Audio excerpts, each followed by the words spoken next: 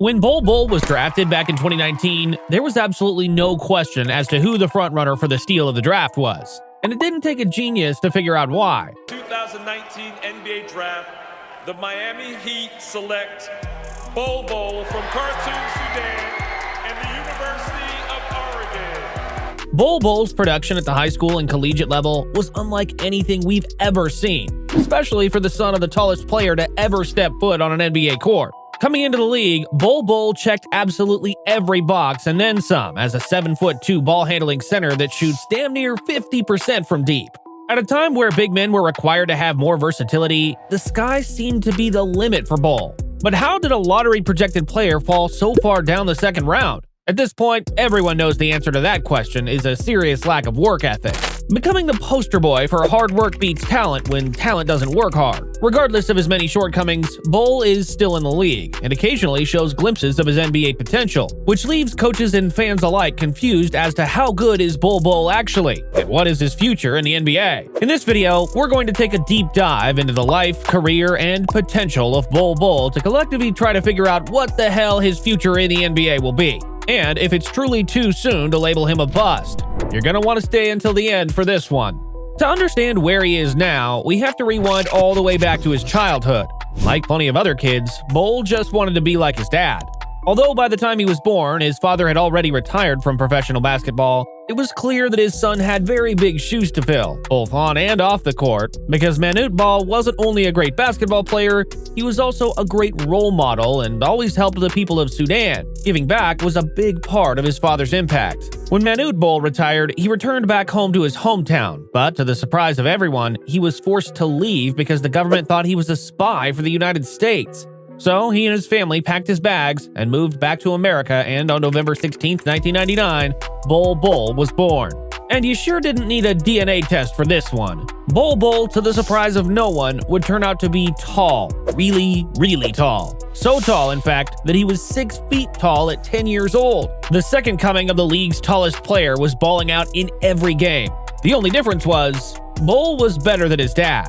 A lot better. Despite being a giant kid, Bol Bol was actually undersized, reason being that he was never allowed to play at his age group. The challenge of always playing against higher competition allowed him to skyrocket his development. Because when you can rely on your height or average 25 dunks a game on some poor middle schooler, you have to find more effective ways to score. The result? A legitimate point center with some elite handles, smooth and efficient three-point shooting, and decent timing to block shots just like his pops. Bol Bol was a true smooth criminal when he transferred to Modern Day High School, an elite basketball powerhouse that allowed him to blossom into one of the best prospects in the country. He was being called the taller Kevin Durant by Bleacher Report, and everyone was riding the Bol Bol hype train as he was considered the 4th best player in the class of 2018. Only behind RJ Barrett, Zion Williamson, and Cam Reddish, who all committed to Duke University. Even though he wasn't ranked as the #1 player, he was sure as hell considered to have the highest ceiling. He literally played like a mix between his dad and Jamal Crawford, with out-of-this-world length and ball-handling abilities. Up until this point, there had never been a player at this size that could smoothly and effectively score on all 3 levels. Bol Bol had a world of hype and an abundance of college offers with the ability to play for whichever school he wanted to. To much of the surprise of everyone, Bol ended up committing to Oregon, where he completely dominated the games he played, which ended up being only 9 games due to a very unfortunate foot injury, which was about the worst outcome that could have possibly unfolded. But when he was on the floor, Bol Bol was getting buckets left and right. His efficiency was absolutely ridiculous at 56% from the field and an astonishing 52% from deep.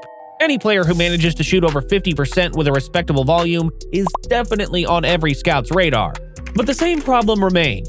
There just wasn't a big enough sample size. Not to mention that while his height is a great advantage on the floor, it's also a huge risk due to 7-footers tending to not last long in the NBA. Even though Bol Bol was far from an average big man, due to his injury and lack of play, it was very unclear where his draft stock remained. Come draft night, no one expected him to fall as far as he did. A late first-round pick at worst seemed to be a unanimous agreement.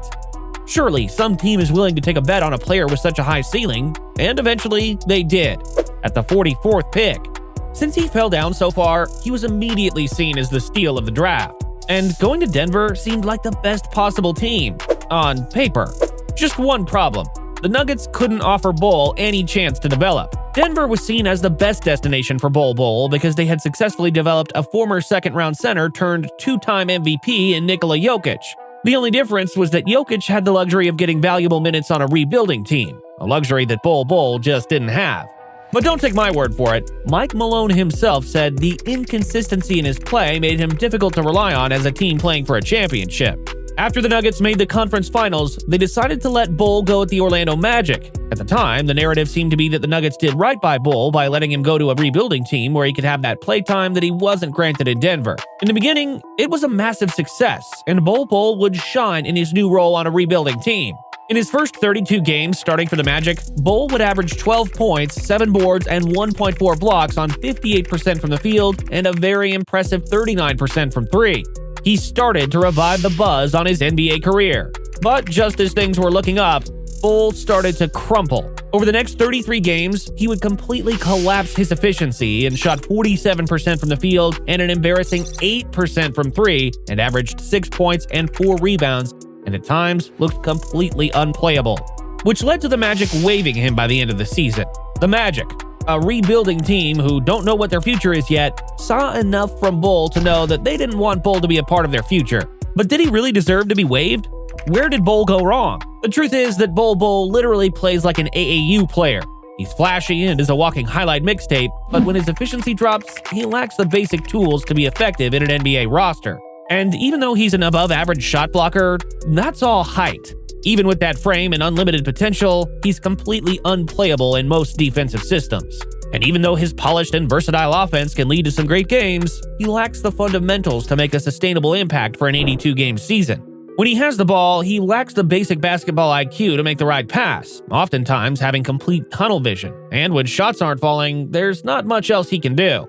And that is exactly why the Magic waived him, because he just demands the ball too much and doesn't really make up for it like a ball-dominant all-star caliber player.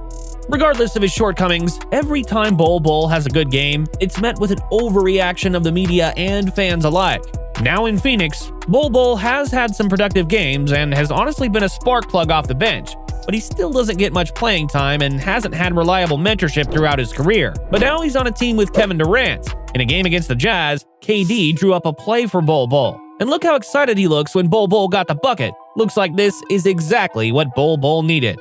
Not to mention his head coach Frank Vogel has a history of getting the best out of his big men. I mean, he won the bubble championship with JaVale McGee and Dwight Howard, for crying out loud. Will Frank Vogel bring out the best of Bol Bol? That remains to be seen, but as long as Bol Bol is in the league, he's going to come with a lot of confusion to whichever team picks him up. The truth is that Bol is still young and he can still have his long-awaited breakout year. And at the very least, he is among the short list of players that both father and son made it to the league. But can we call him a bust? Well, I personally don't think you can call a second-rounder a bust, but he sure as hell did not live up to expectations. Let's hope that the Suns give him more opportunities to play and that he actually contributes, because if Bol actually manages to live up to expectations, I believe he has all the potential to dominate the NBA. If you like this video, check out my video on Bronny James. Consider subscribing as it really helps my channel, and leave a comment on what you would like to see next from Beyond the Bounce.